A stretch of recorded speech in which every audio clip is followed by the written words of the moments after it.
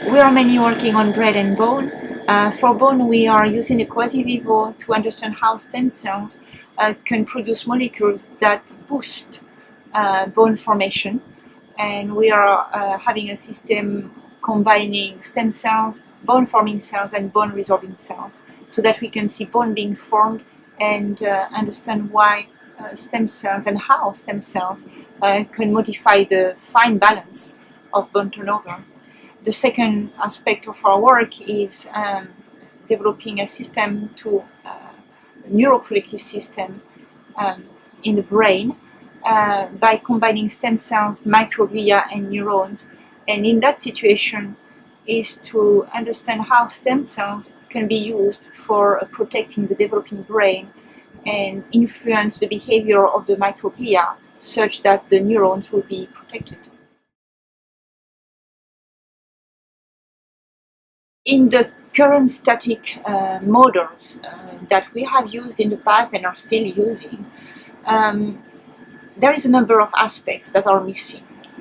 The first one is the difficulty in growing the cells in their appropriate medium. So most of the time you need to find a common medium to do different cell types.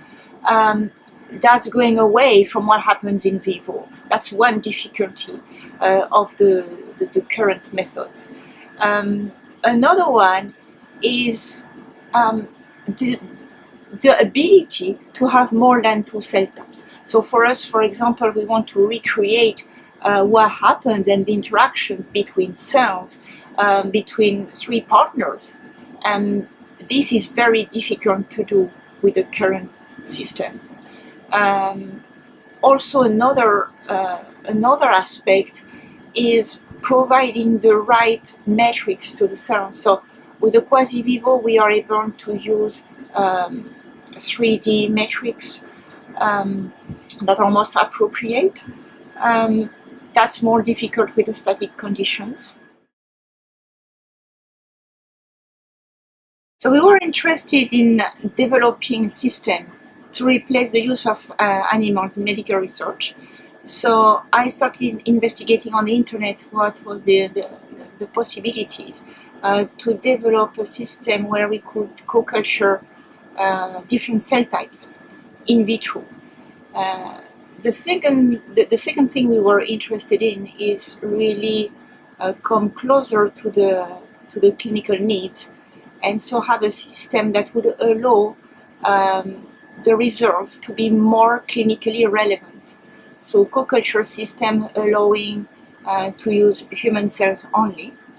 And finally, we wanted a system where we could have the cells in their respective milieu, in their respective environment, as much as possible to reflect what happens in vivo. Quasi Vivo was the most appealing to us, mainly for two reasons.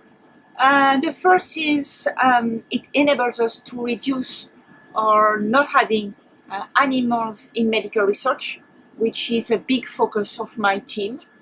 And the second is to provide data that are more physiologically and clinically relevant.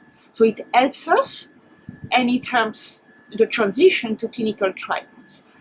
That's the most appealing for us.